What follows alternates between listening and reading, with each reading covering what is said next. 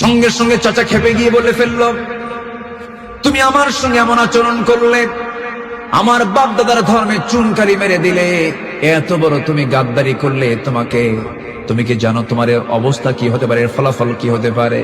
এবারে ভাতিজা বলছে, চাচা আপনি কি করবেন জানি না, তবে একটা কথা জেনে রেখে দিয়েন, হাসতে হাসতে দুনিয়া থেকে বিদায় নেব, কিন্তু ইমান থেকে এক চুল পরিমাণ নড়ব না।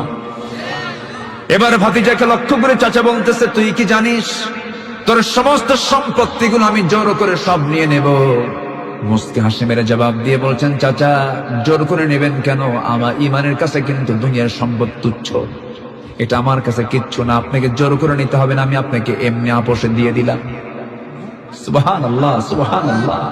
আর আমার দেশের ইমানদারদের ইমান এমন ইমান, 10 টাকার বিড়ি পাইলে পরে ইমান বেচা শেষ। আমার বন্ধুগণ, সব সম্পত্তি জোর করে নিয়ে নিল চাচা। চট করে তার বুকে হাত দিয়া টান মেরে জামা ছিঁড়ে তাকে নগ্ন দেহ বানায় দিল, গায়ের জামাটাও ছিঁড়ে নিল। এরপরে বলল, তুই লুঙ্গিটা খুলে ফেল। লুঙ্গিটা জোর করে খুলে ফেললো, উলঙ্গ করে তাকে ঘর থেকে বের করে দিল।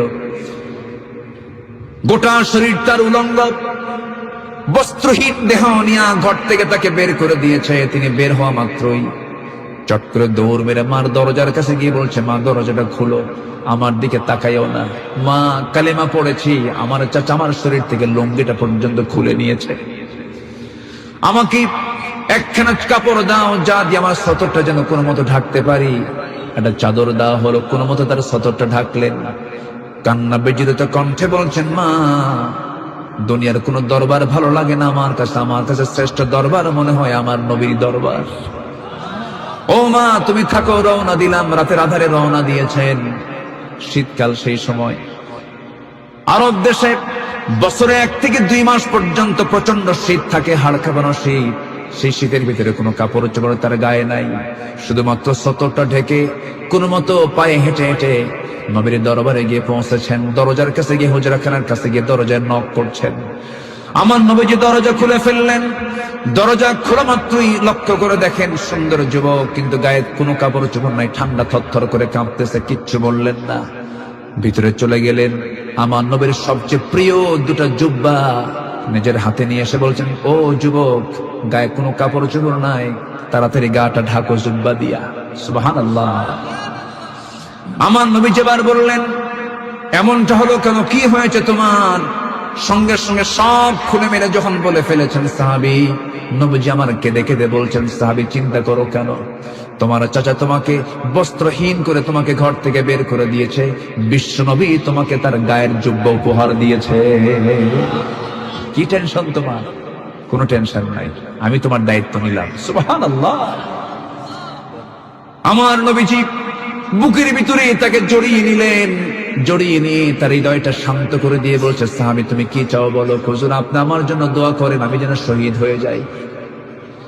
2 হাত উপরের দিকে তুলে আল্লাহ রাসূল দোয়া করছেন, আল্লাহ আমার এই সাহাবী আব্দুল্লাহ সুল বাজদাইনের জান মাল তুমি কাফের বেঈমানদের জন্য হারাম করে দাও। এই দোয়া করা মাত্র আব্দুল্লাহর মনটা খারাপ হয়ে গেল, ফ্যাকাশে হয়ে গেল চেহারা। রাসূল বলছেন, আব্দুল্লাহ তোমার মন খারাপ কেন? তিনি বলছেন, ইয়া রাসূলুল্লাহ মন কেন খারাপ করব না, আমি চাইলাম শহীদ হতে, আপনি আমার জান মাল কাফের বেঈমানদের জন্য হারাম করে দিলে আমি শহীদ হব কেমনে?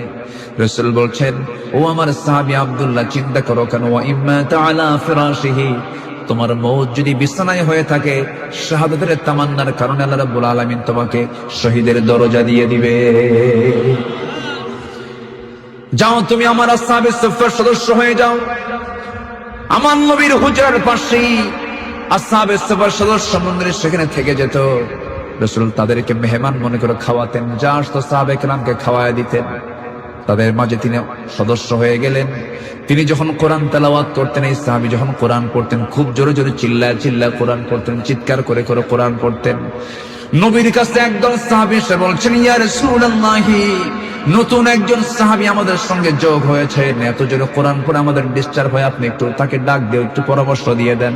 কোন সাহাবী? বলো হুজুর আব্দুল্লাহ সুল বাজদাইন। নবীজি কেঁদে কেঁদে বলছেন, সাহাবীরা দয়া করে আব্দুল্লাহ তোমরা দোষ ধরতে যেও না, আব্দুল্লাহকে তোমরা দোষ ধরো না। আমার আব্দুল্লাহর দিন গ্রহণ করতে নিয়ে দুনিয়া বিক্রি করে তাকে দিন গ্রহণ করতে হয়েছে, দুনিয়া বিক্রি করে তাকে ইসলাম গ্রহণ করতে হয়েছে।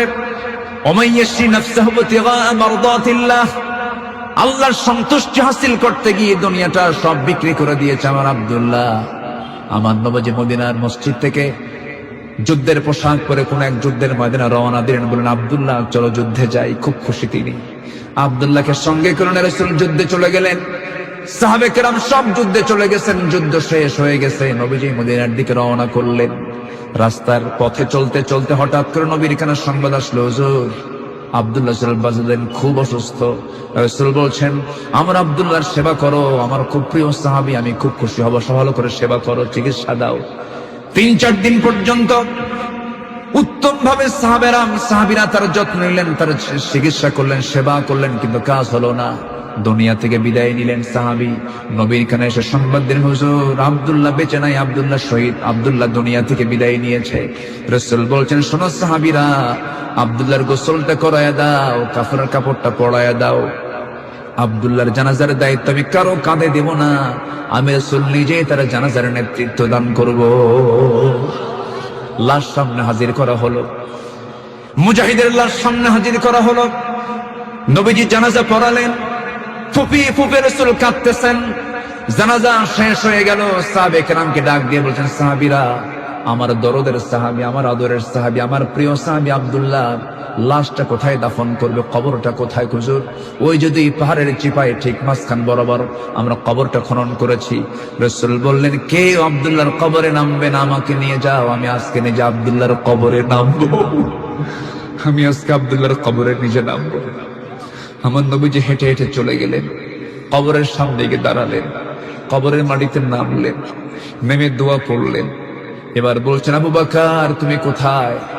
লাব্বাইকা ইয়া রাসূলুল্লাহ, আমার ডানে নামো। আমার ওমর কোথায়? লাব্বাইকা ইয়া রাসূলুল্লাহ, আমার ওমর তুমি আমার বামে নামো। একই কবরে 3 জন নেমেছেন, 3 জন সেরা সেরা মানুষ। মা তোলাতিশ শামস ওয়ালা গরাবাত, রাসূল বলেছেন কোন সূর্যোদয় হয়নি, কোনদিন অস্ত যায় নাই, আবু বকরের চাইতে শ্রেষ্ঠ হতে পারে এমন কোন মানুষ পৃথিবীতে নাই। আল্লাহু আকবার বলেন। ডান পাশে নেমেছেন ওমর ফারুক, বাম পাশে নেমেছেন নবীজি, ঠিক মাঝখানে দাঁড়ায় আছেন। এবার হাত দুইটা আগায় দিচ্ছেন, রাহমাতুল লিল আলামিন, জোরে বল সুবহানাল্লাহ। আমার নবীর 2 বরকতের হাত, রহমতের হাত তিনি আগায় দিয়েছেন। আগায় দিয়ে বলছেন, সাহাবীরা, আমার প্রিয় আদরের সাহাবী আব্দুল্লাহর লাশটা আমার হাতে তুলে দাও। লাশ যখন হাতে তুলে দেওয়া হলো, আমার নবীজি বলছেন, আবু বকর মাথাটা ধরো, ওমর তার পাটা ধরো। 3 জন মিলে সুন্দর করে আব্দুল্লাহর লাশটা কবরে শোয়া দিলেন। চেহারাটা কিবলামুখী করে দিলেন। রাসূল নিজে বুকের উপরে হাতটা রাখলেন, রেখে আকাশের দিকে তাকায় বলছেন, আকাশের মালিক আল্লাহ, এই মুহূর্ত পর্যন্ত আমি আব্দুল্লাহর উপরে রাজি আছি, সন্তুষ্ট আছি। আল্লাহ আমার আব্দুল্লাহকে তুমি আল্লাহ মাফ করে দাও। এই কথা বলার সঙ্গে সঙ্গে এক সাহাবী পাশেই দাঁড়িয়েছিলেন, জীবন্ত সাহাবী, নিজের আবেগ ধরতে না পেরে, সহ্য করতে না পেরে নিজের আবেগ ধরে রাখতে পারলেন না। আবেগ আপ্লুত হয়ে সেই সাদ বিন আবি ওয়াক্কাস নামক সাহাবী করলেন কি, চিৎকার মেরে বলছেন, আল্লাহ আমি আজকে জীবিত সাদ বিন আবি ওয়াক্কাস না হয়ে যদি মৃত সাদ বিন আবি ওয়াক্কাস হয়ে যদি এই কবরের বাসিন্দা হতে পারতাম, আমার জীবনটা বড় ধন্য হতো, কারণ এই কবরের বাসিন্দাকে দাফন করার জন্য রাসূল নেমেছেন। জোরে বল সুবহানাল্লাহ।